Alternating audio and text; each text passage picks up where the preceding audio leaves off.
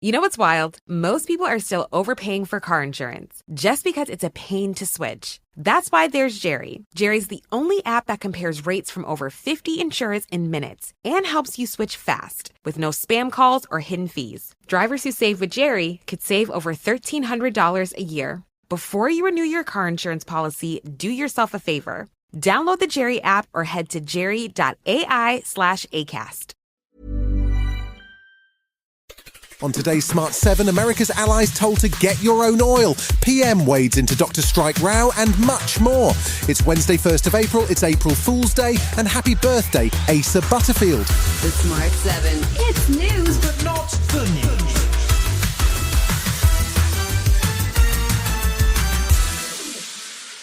Tuesday saw Donald Trump lose his temper with America's allies as he grows more frustrated by America's inability to reopen the crucial Strait of Hormuz.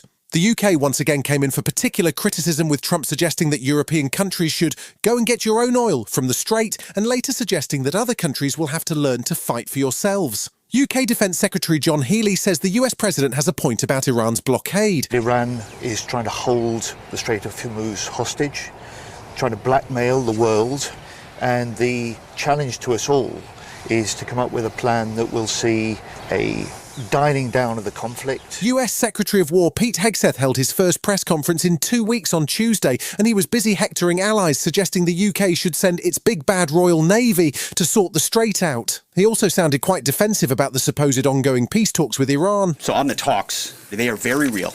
They are ongoing. They're active, and I think gaining strength.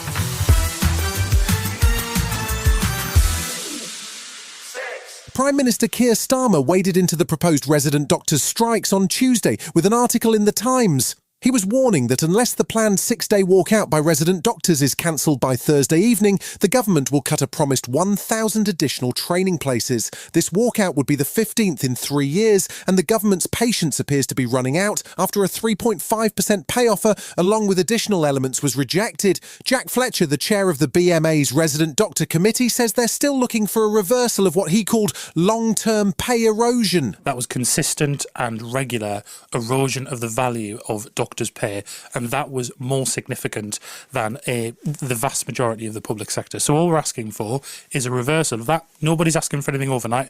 Nobody's asking for anything in one go. The PM wasn't the only one having trouble with the unions, as the TUC reacted to Tory leader Kemi Badenoch's new push to start drilling in the North Sea. General Secretary Paul Novak was unimpressed by Kemi's campaign. Frankly, I don't think that Tories care about workers in the North Sea or about jobs in the North Sea. What they're looking to do is score cheap political points. There is no immediate short-term solution to these real issues in the Middle East at the moment. So let's talk sensibly and let's talk about the long term, about how we secure good quality jobs in the North Sea for generations to come.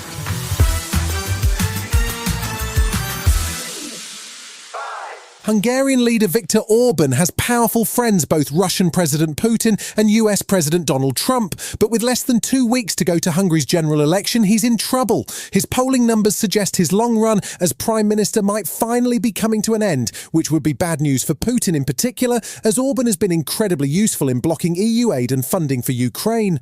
A leaked phone call between the Hungarian Foreign Minister and Russian Foreign Minister Sergei Lavrov showed the two plotting to amend an EU sanction list to suit Russia. The call and Orban's links to Moscow were condemned by EU leaders on Tuesday, with EU policy chief Kaja Kallas saying while this goes on, the new package of sanctions and aid for Ukraine has been delayed. We have some obstacles on the way when it comes to the 20th sanctions package, as well as the disbursement of loan. The work is ongoing, but unfortunately today I don't have the good news to deliver. If you've ever had a car loan or a car finance agreement, there might be good news on the horizon for you.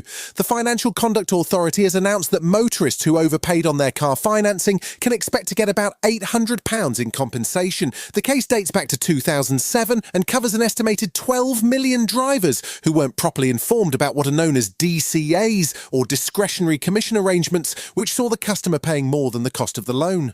The advice from finance expert Martin Lewis is to put in a complaint if you had a finance agreement, because there's no other way to be sure if you are due money back. CEO of the Financial Conduct Authority, Nikhil Rathi, spoke to Sky News and says the aim is to have most of the compensation paid this summer. What's clear is they broke the law, and that needs to be put right, and we're telling lenders, draw a line under this, rebuild trust in the market, make sure this market works well in the future, and we want to get this scheme up and running quickly. Still to come on today's Smart 7 in association with Metro, Spurs appoint a new manager and Cape Fear gets a star-studded reboot. Right after this. Are you noticing your car insurance rate creep up even without tickets or claims? You're not alone. That's why there's Jerry, your proactive insurance assistant. Jerry handles the legwork by comparing quotes side by side from over 50 top insurers, so you can confidently hit buy. No spam calls, no hidden fees. Jerry even tracks rates and alerts you when it's best to shop.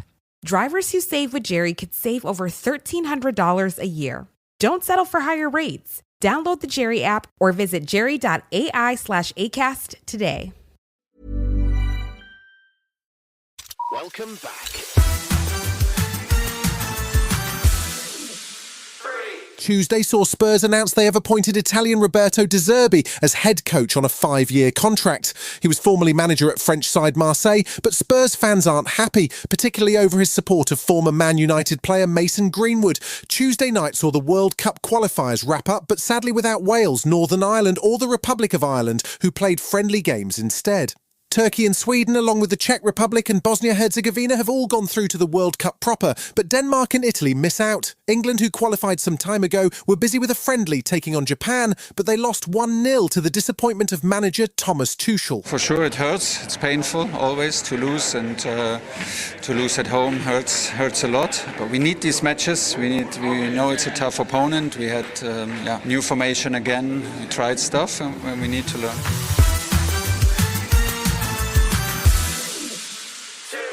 We had news yesterday of the 3rd season of Euphoria, but more star names have been added to the cast list. Natasha Lyonne, Danielle Deadwyler and Academy Award nominee Sharon Stone are all due to feature in the new series. Stone is set to play a studio executive, and she popped up on CBS Mornings to chat about her kids and what they thought she did when they were growing up. I like to bake. Okay. And so I always baked for school, and 100 dozen cookies at Christmas time and sent them out to everybody. And so when people asked my kids what I did, they said she bakes.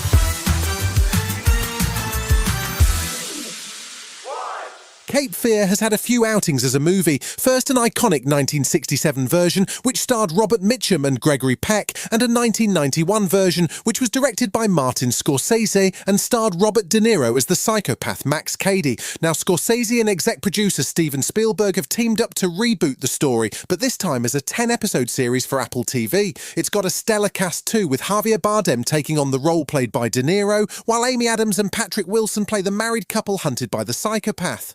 The first 2 episodes drop on June 5th on Apple TV. We did what we thought was right. Talk about having it all. You deserve this. Is that blood? Something's really wrong. Oh my God. What is your worst fear? You've been listening to The Smart 7. We'll be back tomorrow at 7 a.m. Hit that follow button and have a great day. Give us 7 minutes, we'll give you the world.